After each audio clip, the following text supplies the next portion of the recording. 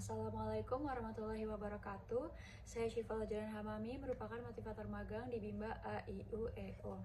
Dan kali ini saya akan memberikan jawaban saya terkait beberapa pertanyaan dengan tema kegiatan di Bimba AIUEO kedua.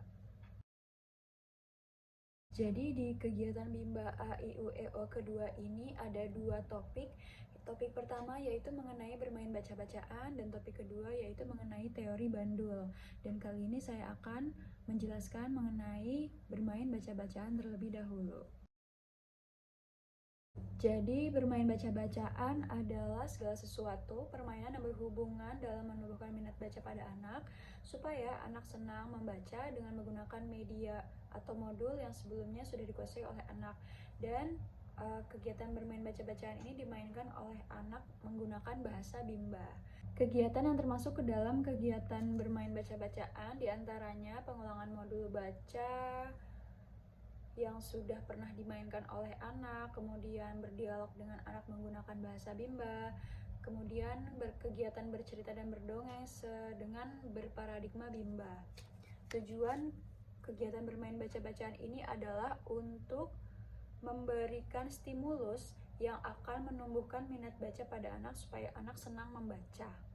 Dan bermain baca-bacaan ini dilakukan di saat 5 menit sebelum kegiatan inti dimulai dan selama kegiatan inti berlangsung. Dan mengapa kegiatan bermain baca-bacaan ini menjadi kegiatan prioritas utama yang harus dilakukan oleh motivator?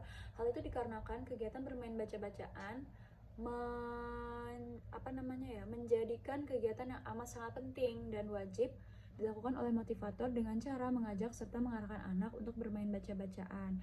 Jadi analoginya itu seperti jam bandul yang selalu kembali ke tengah, dan yang tengah itu merupakan kegiatan bermain baca-bacaan dengan berparadigma Bimba. Lalu apa saja yang harus dievaluasi oleh motivator ketika bermain baca-bacaan bersama anak?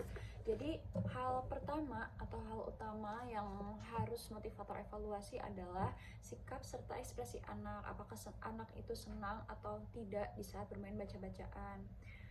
Kalau misal anak itu tidak senang atau bosan, bisa kita alihkan ke kegiatan yang disukai oleh anak seperti itu.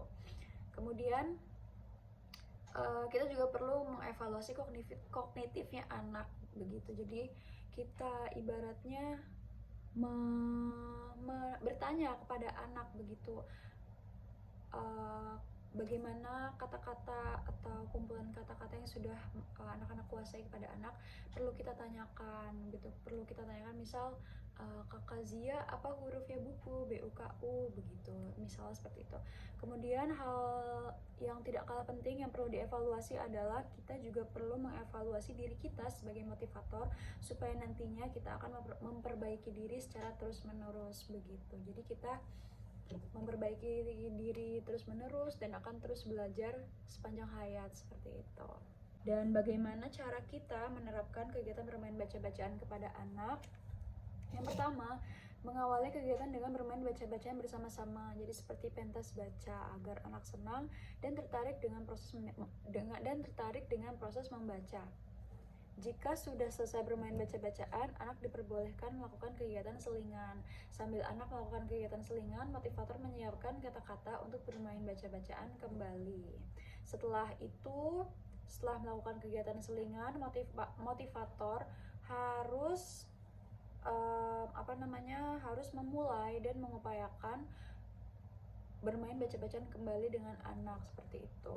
Bagaimana jika motivator tidak menerapkan permainan baca-bacaan? Apa dampaknya kepada anak? Jadi dampak jika motivator tidak menerapkan bermain baca-bacaan adalah anak tidak akan memiliki ketertarikan dengan kegiatan membaca, sehingga anak akan melakukan kegiatan membaca atau belajar secara terpaksa dan suasana belajar tidak akan menyenangkan. Maka akibatnya minat baca dan minat belajar pada anak itu tidak akan tumbuh seperti itu. Kali ini saya akan menjelaskan mengenai kegiatan teori bandul. Jadi teori bandul adalah teori prioritas kegiatan utama, dan yang menjadi kegiatan utamanya yaitu bermain baca-bacaan. Makna lainnya, teori jam bandul ini merupakan bagian dari variation skill Dan bisa dikatakan teori bandul ini adalah kondisi di mana motivator memvariasikan aspek belajar.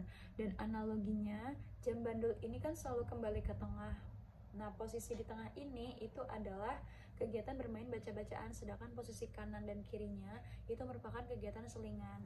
Contoh dari kegiatan utama atau kegiatan yang ada di tengah ini atau prioritas adalah kegiatan-kegiatan yang berkaitan dengan membaca, seperti bermain modul baca Bimba A, I, U, E, O, kegiatan baca menggunakan buku cerita, berbahasa Bimba, dan intinya hal-hal yang berkaitan dengan kegiatan baca-bacaan seperti itu. Dan contoh kegiatan selingan diantaranya kegiatan menulis, kegiatan mewarnai, berhitung, serta kegiatan menarik garis. Nah, tujuan dari penerapan teori jam bandul ini adalah untuk menumbuhkan minat baca serta belajar anak, di mana prosesnya ini harus menyenangkan dan menggunakan paradigma Bimba. Selain itu, tujuan lain dan ini tujuan utamanya adalah agar anak tetap senang, tetap semangat, tetap ceria, dan tidak mudah bosan selama bermain dan belajar di Bimba ini berlangsung, sehingga anak akan tumbuh karakter minat baca serta minat belajarnya. Teori bandul ini dilakukan dan diterapkan di setiap kegiatan bermain sambil belajar di Bimba A, I, U, E, O. Kapan kita perlu menerapkan teori jam bandul ini? Jadi teori jam bandul ini dilakukan dan diterapkan di setiap kegiatan bermain sambil belajar di Bimba A, I, U, E, O. Bagaimana kita menerapkan teori jam bandul ini? Jadi teori bandul ini diterapkan dengan beberapa step begitu. Jadi kan di kegiatan bermain sambil belajar di Bimba A, I, U, E, O ini kan ada kegiatan yang 5 menit sebelum dilakukannya kegiatan inti kan. Nah, biasanya itu 5 menit sebelum dilakukannya kegiatan inti ini dilakukan dengan kegiatan bernyanyi sambil bernyanyi dan dilanjutkan berdoa sebelum belajar. Nah, setelah kita melakukan bernyanyi bersama-sama dan berdoa sebelum belajar, kita perlu memberikan reward terlebih dahulu kepada anak. Wah, kakak semangat sekali bernyanyinya, tadi sudah berdoa ya kak, tes dulu, seperti itu. Dan setelah itu kita perlu mengajak anak untuk bermain baca-bacaan. Yuk kak, keluarin dulu yuk kotak permainannya, kakak mau baca berapa tiket hari ini, seperti itu. Kita perlu mengajak dan menawarkan anak tersebut untuk bermain baca-bacaan terlebih dahulu dan dilakukannya secara bersama-sama layaknya pentas baca. Kemudian kita juga perlu memperhatikan afeksi anak gitu, sikap dan ekspresi anak seperti apa selama kegiatan bermain baca-bacaan berlangsung dan setelah kegiatan bermain baca-bacaan berlangsung, seperti itu. Dan kalau misalnya sudah selesai, kita tanyakan dulu kepada anak, kakak mau baca lagi atau tidak, kakak mau bermain baca-bacaan lagi atau tidak, begitu. Kalau misalnya mau, ayo kita support, begitu. Kakak mau baca berapa tiket lagi, begitu. Tapi kalau misalnya anaknya bosan atau sudah jenuh, kita alihkan dulu ke kegiatan selingan. Kakak mau apa, mau hitung atau mau tulis dulu, begitu. Jadi ketika anak bosan dan melakukan kegiatan selingan itu, it's okay, nggak apa-apa, kita berikan dulu kegiatan selingannya, seperti itu. Nah, setelah kegiatan selingan itu selesai dilakukan, kita harus memastikan dan mengupayakan kembali kepada anak untuk bermain baca-bacaan kembali, begitu. Bagaimana jika kita sebagai motivator tidak menerapkan teori jam bandul? Jadi apabila kita sebagai motivator tidak menerapkan teori jam bandul ini, kita sebagai motivator pun tidak akan terampil dalam menumbuhkan minat baca pada anak. Dan apa saja sih dampak yang akan terjadi jika motivator tidak menerapkan teori jam bandul? Jadi ada beberapa dampak yang ini tuh kayak warning banget apabila kita tidak menerapkan teori jam bandul. Jadi dampak yang pertama adalah anak itu tidak akan senang gitu. Jadi anak akan jauh dari kata bahagia, akan jauh dari kata nyaman, dan minat belajar serta minat bacanya itu tidak akan tumbuh, begitu. Nah, apabila minat baca dan minat belajar tidak akan tumbuh, maka kemampuan anak itu tidak akan meningkat. Jadi kemampuan anak itu akan stuck di situ aja dan tidak akan ada peningkatan, seperti itu. Kemudian selain itu, kita sebagai motivator pun tidak akan nyaman, tidak akan bahagia, dan juga kita juga tidak akan mahir dan terampil untuk menumbuhkan minat baca kepada anak, begitu. Terus selain itu, anak juga akan benci pada kegiatan membaca. Anak tidak akan menjadi suka membaca begitu apabila teori jam bandul ini tidak diterapkan. Dan yang terakhir adalah orang tua anak tidak akan yakin baik kepada kita sebagai motivator maupun kepada Bimba A I U E O seperti itu.